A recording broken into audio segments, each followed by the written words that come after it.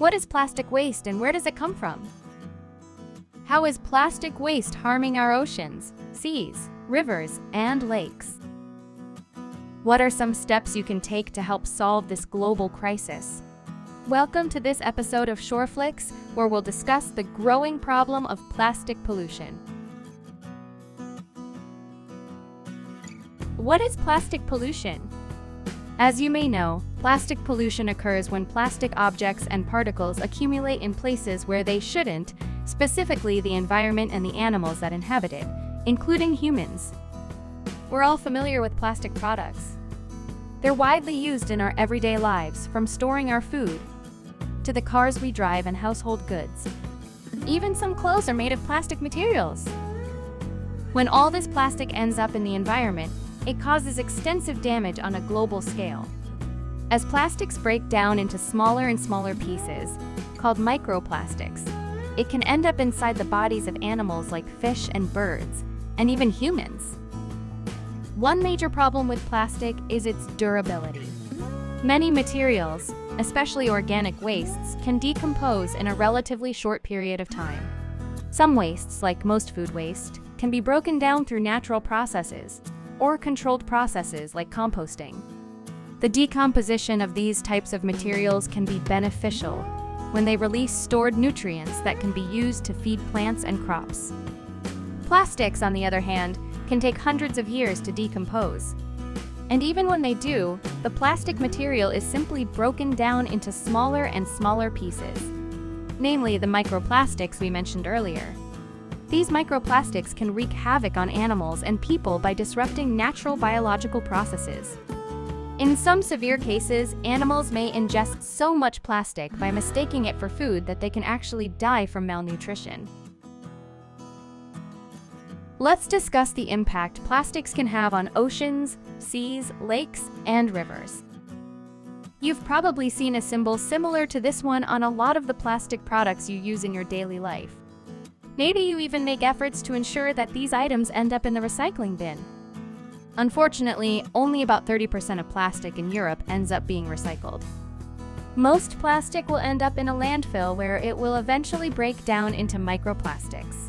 These microplastics can be carried away by something called leachate, which is formed when water, usually from rain, washes away contaminants from places like landfills. As liners wear and degrade over time, microplastics can make their way into nearby bodies of water as they're carried by groundwater and storm runoff. Even though many plastic products end up in landfills, they can also make their way out into nature instead. Maybe you've seen plastic bottles or debris on the side of the road, or in streams and rivers. Sadly, these products are being found in our oceans, seas, lakes, and rivers, as we'll soon see. What are some ways you can help stem the flow of plastics into our precious water resources? One major consequence of plastic pollution on our oceans has been getting more attention in recent years. You may have heard of the Great Pacific Garbage Patch, located in the North Pacific Ocean between the U.S. states of California and Hawaii. This giant area of ocean is becoming increasingly littered with all sorts of plastic products, ranging in size from giant discarded fishing nets to tiny microplastics. And this isn't the only ocean with a plastic problem. There are 5 major oceanic gyres, or large circulating systems of water. They're located in the North and South Atlantic Ocean, the North and South Pacific Ocean, and the Indian Ocean. Major garbage patches have been found in each one of these ocean regions. Despite the massive size of the world's oceans, these stray plastics are causing serious problems for all manner of sea creatures. For example, the loose fishing nets are responsible for ghost fishing, referring to the fact that these nets continue to trap and kill animals that become entangled in them, even though they're no longer attached to fishing vessels. Other plastics, like bags, wraps, and can rings, can also trap and kill animals. Ingestion of microplastics is another serious problem for oceanic wildlife. Animals towards the bottom of the food chain, like small fish, often mistake microplastics for prey and can consume them in significant quantities. These microplastics work their way up the food chain, ending up in larger and larger animals, including the ones that we eat. Oceans aren't the only place plastics can linger.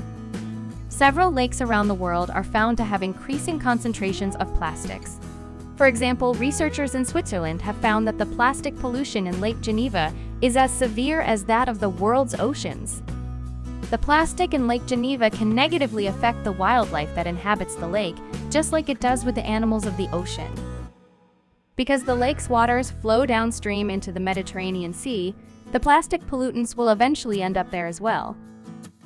Hopefully, you can see how interconnected our waterways truly are, and that problems affecting one body of water can have consequences for others, even if they're several hundred kilometers apart. Solving the massive problem that plastics pose to our oceans, seas, lakes, and rivers will require action from governments, industry, and individuals. Here are some steps you can take to help solve this growing problem of plastic pollution. Avoid buying plastic products whenever you can.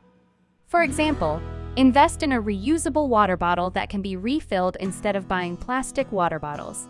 Or, when it comes to food storage, as we discuss in our video on food waste, you can use glass storage containers instead of plastic ones. If we lower the demand for plastic products, then companies will be less incentivized to make them in the first place.